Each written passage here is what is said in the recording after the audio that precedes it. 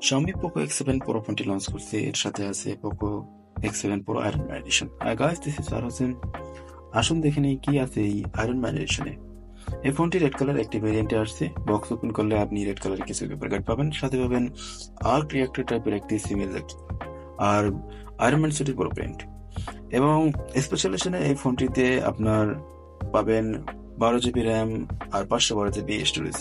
সাধারণত আপনার যে ভ্যারিয়েন্ট গুলো আছে ওই ভ্যারিয়েন্টে আপনি 8 GB র্যাম 256 GB এবং 12 GB র্যাম 256 GB স্টোরেজ পাবেন, কিন্তু স্পেশাল এডিশনে এই ফোনটিতে আপনি 512 GB স্টোরেজ পাবেন।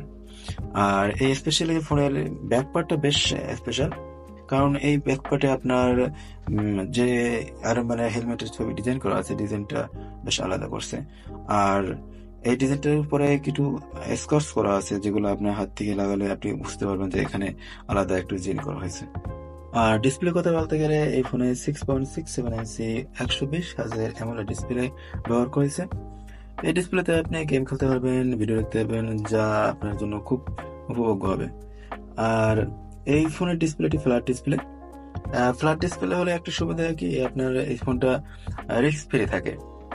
হাত থেকে পড়ে গেল বা দুর্ঘটনার ক্ষেত্রে আপনার কার্ভ ডিসপ্লে যেমন খুব দ্রুত ড্যামেজ হয়ে যায় কার্ভের কারণে, এই ফোনটার অতটা দ্রুত ড্যামেজ হয় বলে আমার মনে হয় না।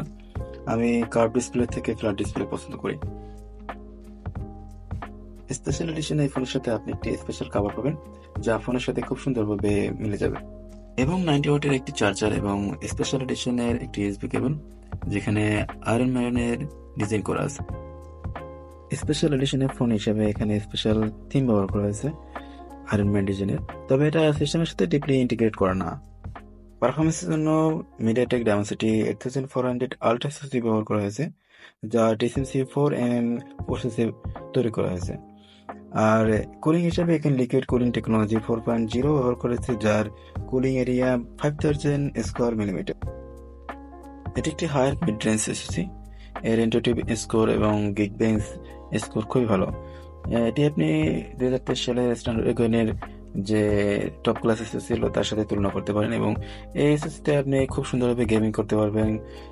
এখানে কোনো সমস্যা হওয়ার কথা না। এই এসএসডিতে আপনি ফুল ফ্রেমে আপনি সব ধরনের গেমিং করতে পারবেন।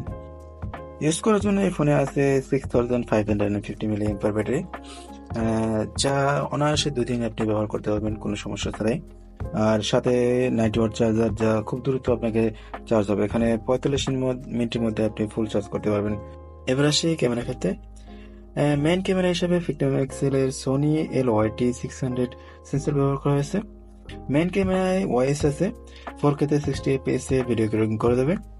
আর সাথে আছে 8 মেগাপিক্সেলের আল্ট্রা ওয়াইড ক্যামেরা, আর ফ্রন্ট ক্যামেরা 20 মেগাপিক্সেল। স্বাভাবিক অবস্থায় মেইন ক্যামেরায় ভালো আলোতে খুব সুন্দর ফটো তোলা যায় এবং লো লাইটেও মোটামুটি ভালো ছবি আসে, তবে আল্ট্রা ওয়াইডের ক্ষেত্রে অতটা ভালো ছবি আসে না। হিসেবে Xiaomi HyperOS 2 থাকবে, যা 115 ওভার বেস করা। IP68 আছে ওয়াটার রেজিস্ট্যান্স, আর আলাদা অ্যান্ড্রয়েড ফিচার গুলো যেগুলো থাকে সবই থাকবে।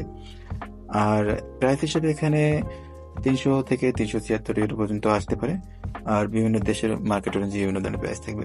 তো ওভারঅল ফোনটি ভালো, ব্যবহার করার মতো। এই হলো Poco X7 Pro special Iron Man edition. তো ভিডিওটি যদি ভালো লাগে লাইক করেন, শেয়ার করেন।